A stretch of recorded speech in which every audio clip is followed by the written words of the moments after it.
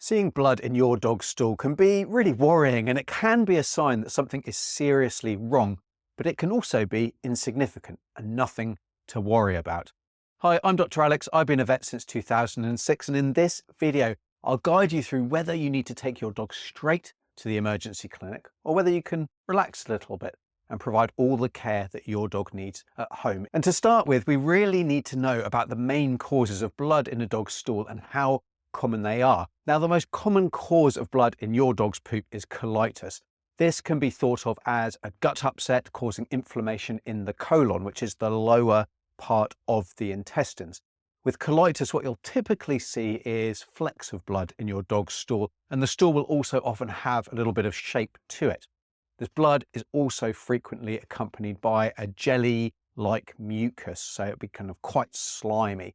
Your dog's also likely to be straining to poop frequently, but only passing really small amounts of stool.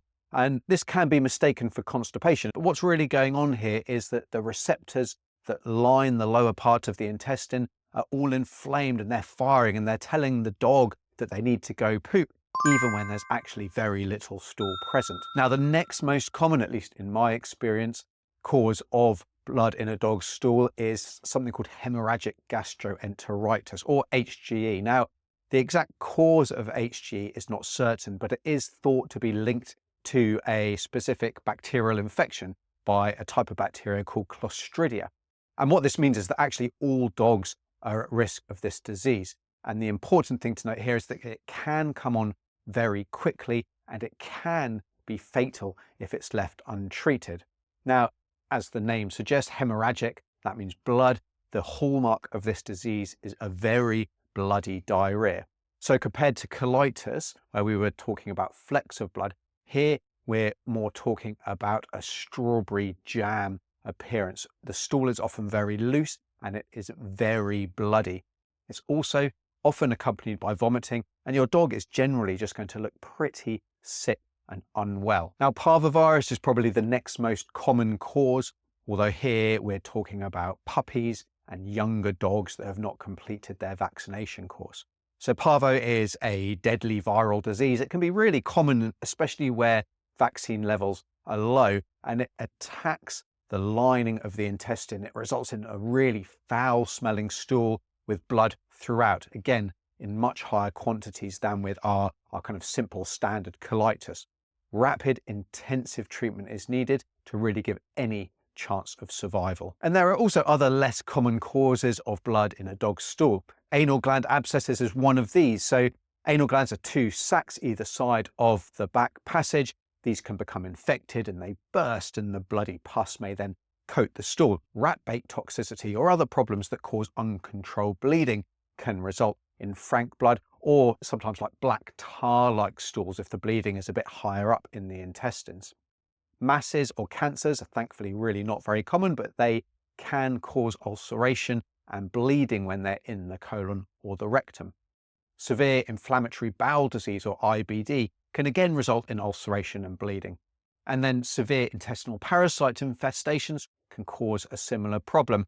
Finally, foreign bodies are a potential issue, so something that the dog has eaten, a rock, a bone, something like that. Although normally by the time they get down into the colon, they pass fairly uneventfully because the colon is wider than the small intestine. So if it's got down to the back end, it's normally going to come out without a problem. So those are the causes of bloody stool, but what are the signs that something is more sinister and that a trip to the vet ASAP is the best course of action? Well, I've got a few guidelines for this. The first is that a large amount of blood is present. Does the poop look more like strawberry jam, or does it contain just a few flecks, in which case it's likely less severe? Is there a foul smell? Now, poop, it never smells great at the best of times, but is the smell 10 times worse than normal? Does it smell like something has died? Is the bloody stool accompanied by frequent vomiting? Now, vomiting just once or twice may not be the end of the world, especially if your dog is otherwise bright and eating, but if it's more frequent, if your dog can't hold down any food or water, then prompt attention is definitely needed. Has your dog stopped eating or drinking? Now, this is pretty much always a sign that a dog is becoming significantly unwell, and it can quickly result in dehydration when there is diarrhea or bloody stools present. Do they have no energy? Are they lethargic? Are they sleeping all the time? Again, these are signs of more serious illness. Has your dog been losing weight? That might suggest there's a more chronic problem going on inside the intestines.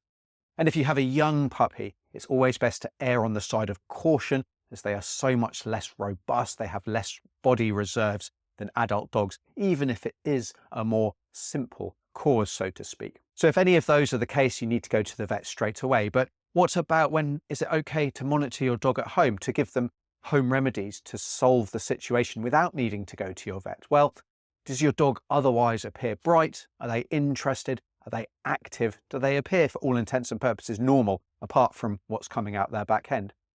Are they still eating? Are they drinking? Is there no vomiting? If all of these things are normal, then the likelihood is you don't need to worry. But even if these 3 guidelines describe your dog's condition, if the bloody poop goes on for more than about 3 to 5 days, or your dog's condition changes, then you need to reassess and head to the vet. But if you don't need to rush to the vet, some simple home remedies can be all your dog needs to quickly resolve any case of simple colitis or diarrhea. And you can find out about these home remedies by tapping on this video linked on screen. So tap on that video. I'll see you over there. But until then, I'm veterinarian Dr. Alex. This is Our Pets Health, because they're family.